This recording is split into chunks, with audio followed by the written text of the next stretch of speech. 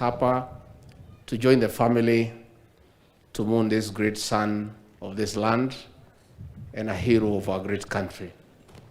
A young man who has done proud to our republic by shattering the world record and was looking forward to even do much better in the Olympics at Paris.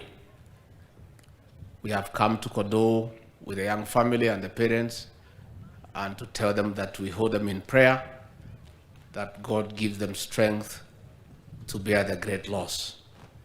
Your Excellency, your presence here today is a clear demonstration of where your administration holds our athletes. Last Jamhuri Day, Your Excellency, you honored many athletes, including the late, with honors because of your personal commitment to the development of sports in this country. Na kwa hivyo tunaomba wale wanariadha wote ambaye wataenda Olympics to honor this great son here by carrying our flag high and shattering many other world records.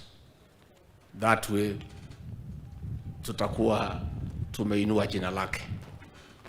We trust our team will do very well in Paris, na tunatakia nyinyi mema.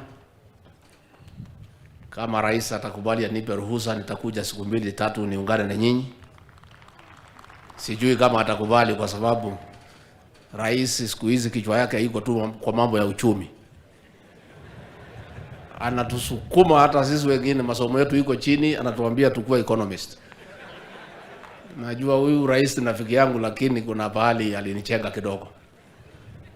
Aliponiambia nikuwe naibu wake, nilikuwa nafikiri nakuja kumsaidia kazi. Hakuniambia ya kwamba zote anataka tukue ma economist. Mambo yetu tu mambo ya uchumi kutoka asubuhi mpaka usiku. Kwa hivyo rais, utanikubalia mimi niende Paris siku 2-3 niwachane na mambo ya uchumi nika support hawa.